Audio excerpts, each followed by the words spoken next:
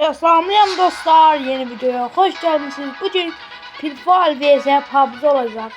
Görək hansı oyun daha yaxşıdır. Siz də yorumlarda öz fikrinizi yazın. Bir də hansı oyunların VS'sini istəyirsinizsə yorumlara yazın. Bu PUBG'dir, görək. Bu da Pitfall.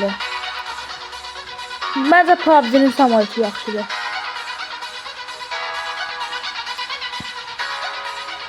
Ben ikisini tərəfini tuturam. Ya Free Fire'da oynamışam, PUBG'da. Hələ ikisini də oynayıram hələ. Amma PUBG'nin enişi məncə yaxşıdır aşağı. Amma hələ PUBG'nin köhnə versiyaları da qıza bilər.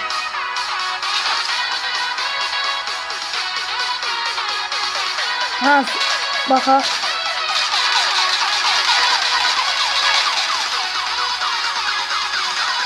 Ben de burada da PUBG realdı. Çünkü gördüğünüz için PUBG realdı burada. Tam 1-0'da. PUBG'da böyle şey yoktu. Biz oldu olalım da. Ama Free Fire'da var böyle şey. Free Fire oyuncular, Free Fire yanından burada pislenir. İşte benim için yok. Bombalama bakar. Görək hansı bomba yaxşıdır.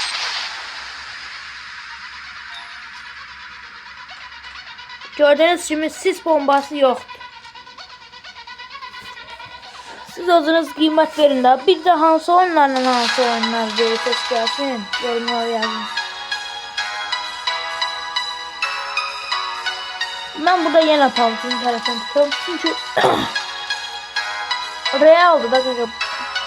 Çox realdır.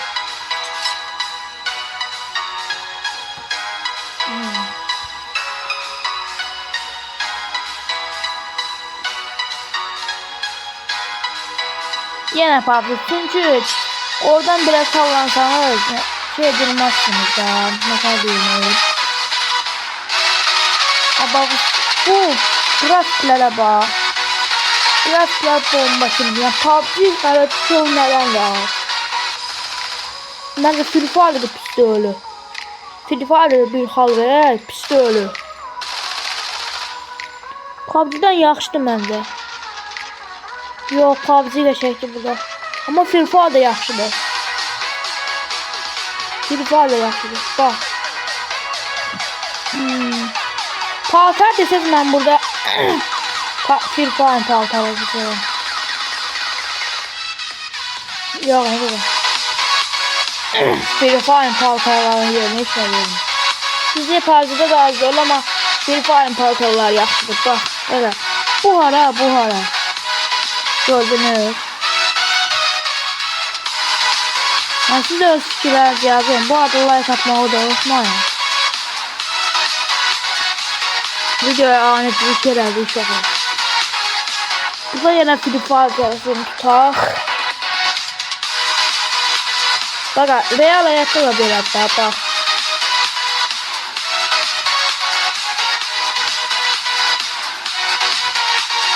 Burası şimdi. Böyle real hayatta şöyle 7 yazılar da yok. Düzdür, Free Fire'da mod olmuştu. PUBG değil, PUBG'da. İzmir'e bakar.